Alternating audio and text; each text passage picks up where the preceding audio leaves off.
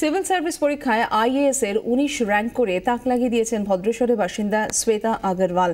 গত বছর আইপিএস হয়েছিলেন, ট্রেনিং নিতে শুরু করে দেন আইএএস হয়ে। বেঙ্গল ক্যাডারেই কাজ করতে চান শ্বেতা।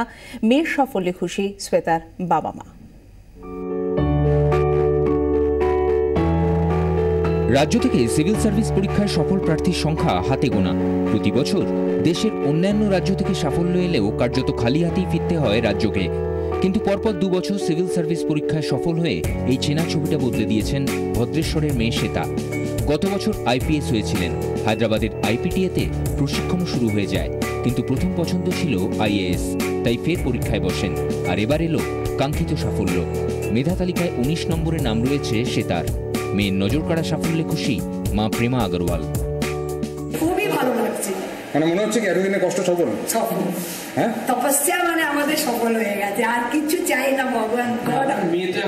গড আমাকে এত দিয়ে দিয়েছে। ছোট থেকেই পড়াশোনায় তুখুর ছিলেন। চন্দননগর সেন্ট জোসেফ থেকে মাধ্যমিক, ব্যান্ডেল অক্সিলিয়াম কনভেন্ট থেকে উচ্চ মাধ্যমিক, পরে সেন্ট জেভিয়ার্স কলেজ থেকে প্রথম শ্রেণীর স্নাতক। বাধা বিপত্তি এসেছে অনেক, কিন্তু অনড় ছিলেন নিজের লক্ষ্য পূরণে।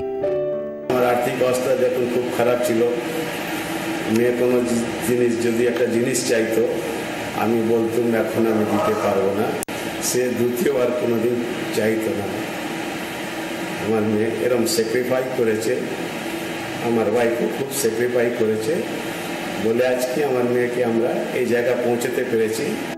রাজ্যের প্রথম সারির আমলা হতে চান ভদ্রেশ্বরের শ্বেতা। ২৪ ঘন্টার জন্য বিধান সরকারের রিপোর্ট, হুগলি।